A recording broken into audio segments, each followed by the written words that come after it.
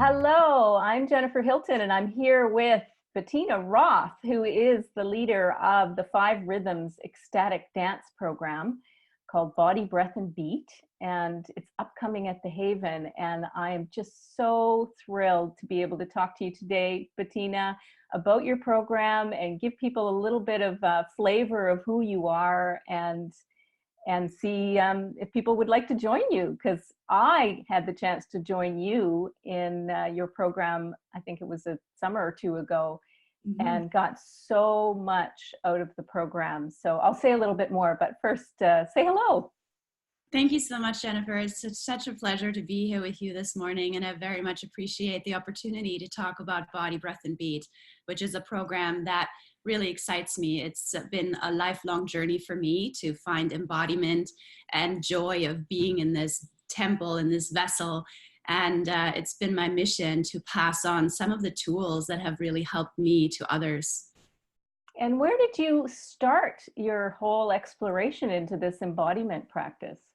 Well, I grew up in West Berlin in Germany and was a student of psychology and very much interested in transpersonal psychology and really anything that would elevate ecstatic states. I was really addicted to the Berlin house scene. I say addicted because, it was a craving of those states of ecstasy and the shared experience of rhythm in that I found in the Berlin nightclubs. And so my quest led me to Esalen Institute in California, which is a beautiful place where Eastern and Western traditions came together. And Gabrielle Roth, the founder of the 5 Rhythms, began her work there in the 60s. So I didn't show up there until the 90s, but the beauty of it was that, the culture of the 5 Rhythms was already very much a part of Esalen. And I was very fortunate to study with Gabrielle pretty much until she died in 2012. So I became a student of the practice. And in that following of her work in many other somatic pioneers, I moved to North America and have been living in Canada for 19 years. Wow, well, that is a rich history, and certainly Esalen is a sister institute to us, so we have lots of affiliation, and it's so great that you actually have the opportunity to be mentored by Gabrielle Roth. And I'm curious, is your last name Roth? Is it the same? Are you related to Gabrielle? It is the same. I have an E in the end, and there was always a bit of a joke that her and I shared because people often thought that I was her daughter, and she always said, I much prefer you say I'm your sister. But what we have definitely had is no blood relations, and I would say it was a very strong spirit relations. And in some ways, I think she was a bit of a spirit mother and a lighthouse for me on my own path, because I was definitely on a big healing journey. And when I met her, it was that knowing. It's like, oh yeah, this woman sees me, and it scared the shit out of me. Between you and I was like, oh my God, this is what it's like when someone sees beyond the masks and really taps into what I would call soul. And so that initial seeing or being seen was so impactful for me, and it created a deep longing just to reveal myself in ways that I hadn't in my very, I would say, academic and safe life that I lived in Germany. So following her was a journey, let me tell you, of de-armoring and coming alive and shedding. And I've never had the intention to become a 5 Rhythms movement teacher. It was definitely a calling. And she saw that in me right away and invited me on the path of becoming a teaching. We often don't say a teacher because there's no such thing as a method, but we inspire through our own embodiment and the language of rhythm that we share with the people who come to study with us. And it's really a building of community that we do wherever we go, because the dance brings people together in ways that goes beyond religion, culture, language, profession, social class, and creates a container for discovery that when I met Gabrielle, it was like, oh my God, I've been wanting this. I didn't know I needed this so badly. I grew up in West Berlin, right beside the Berlin Wall. And it was very much, these people are your friends, these people are your allies, these people are your enemies. And I recognized like all this separation, segregation in my head was not who I am and who I was.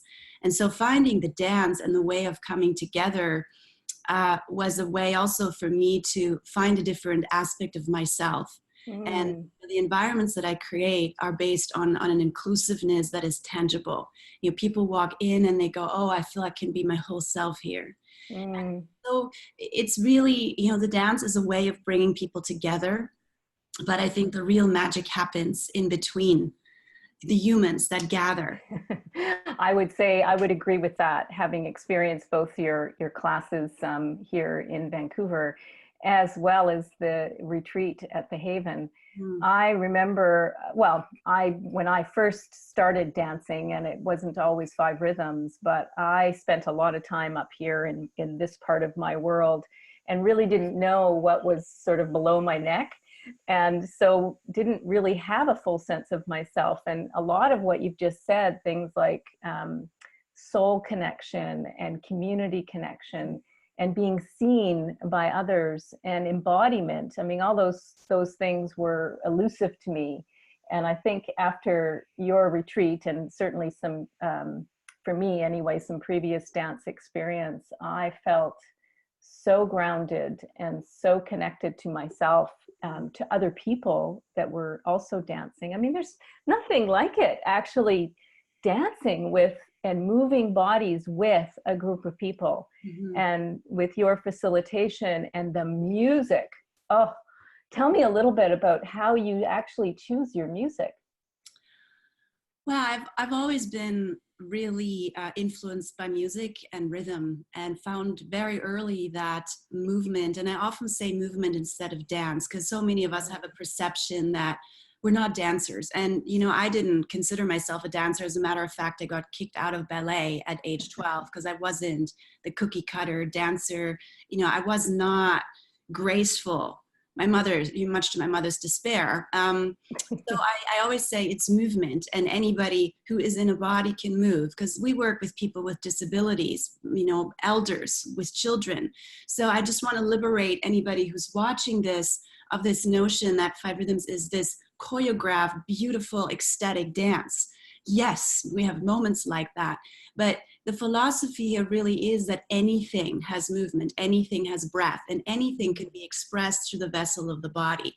So it is a translation of the formless into form. And, you know, even heartbrokenness has a dance, depression has a dance, the injured tight shoulder, the frozen shoulder has a dance. And so the music that I choose really speaks to bringing ourselves into rhythm. So there's not a specific genre that I say, you know, is most conducive, but it needs to talk to the body and the psyche. So some people say, oh yeah, your music is so shamanic. And in some ways that is true. And what that means for me is that I choose the music to create a certain energy in the room.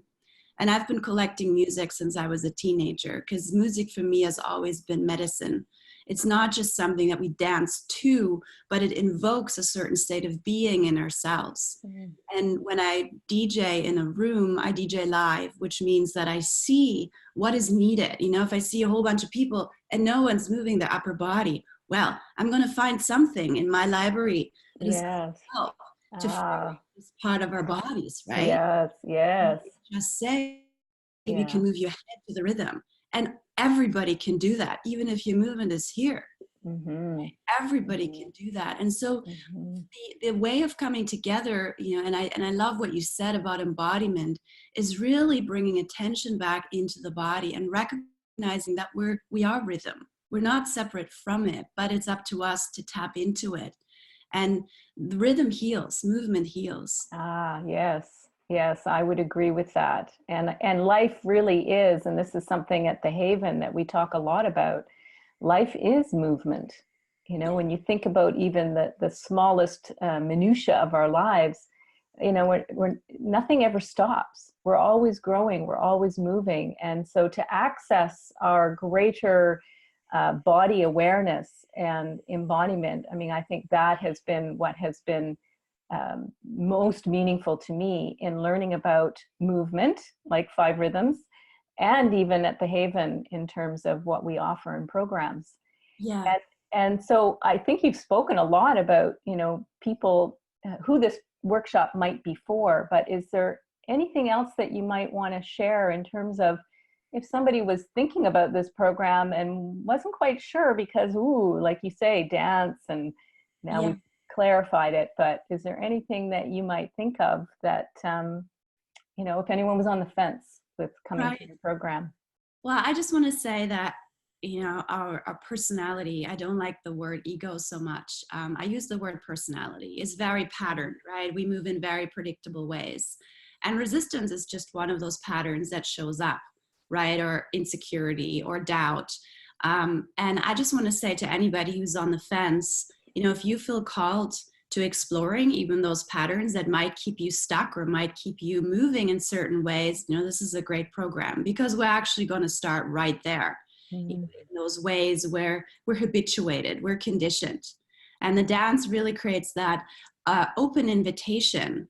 Are you willing to drop a little deeper into who you truly are? And, in the Haven model, we talk so much about the wholeness of moving into our wholeness, and the movement programs that I facilitate are so much about that, about reclaiming our birthright, for living healthily and happily and well in our beautiful bodies and hearts. And so my invitation, is really, come if you feel called, and even if you are not, I would say, at your best, right? Sometimes we sign up for programs when we're doing really well, and I always sign up for programs when I'm not, because I know there's work to be done, and I much rather do it in good company and community, and do Yes. land and coming to the Haven, and that's what I appreciate about the Haven specifically, is that the whole environment supports a process that we go through. It supports the transformation, like from the staff to the land to the facilities. And the retreat environment allows us, to go a little deeper than we would maybe in a class or in a city workshop, because we don't have to put ourselves back together at the end of the day. Yes. We remain in that inquiry of what else is there? Who else am I? And every single time I set foot on the dance floor, and I hope, to deepen a little bit, to open a little bit. And we talked a lot about embodiment, and it's a bit of a buzzword right now, which excites me. A few years ago, nobody knew what I was even talking about. Yes, that's right. It is a spiritual practice. Right? It is a spiritual practice. The awakening is happening inside our own bodies. And so if we look at a workshop like this or a class, as an opportunity to do spiritual practice, everything is welcome. And we study ourselves and go, oh, here's resistance again, or here's insecurity, or here's I don't matter. And we investigate those places, and then we expand and go beyond them. Oh, there's so much in what you've said. And I picked up on the word spiritual. And when you say that, what does that mean to you when you say the word?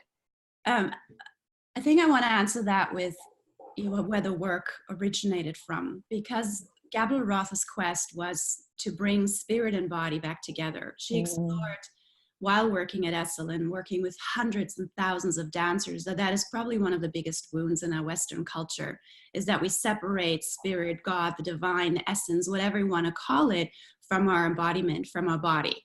Right. And, we go to church and we pray out here, and then we come back and we suppress and we deny the physical.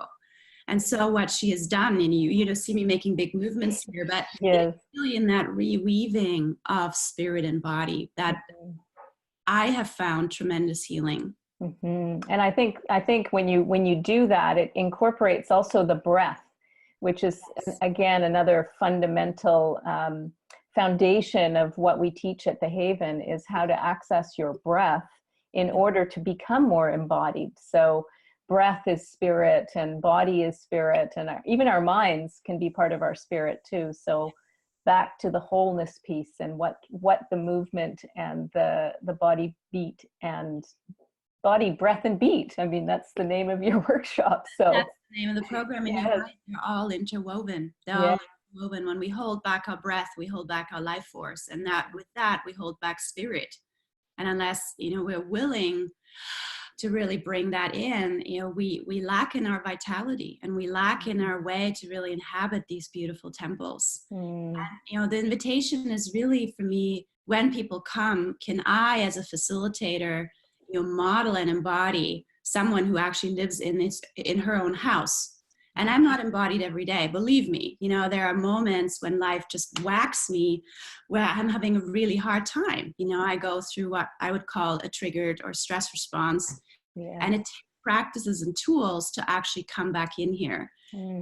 So that's what I'm hoping specifically with this retreat. You know, we are going to be in a more intimate group to support people with specific things that they can take away, exactly where they might struggle. You know, anxiety is one of my biggest teachers. I have a lot of clients that struggle with anxiety and have certainly gone through my own fair share of it. Mm-hmm.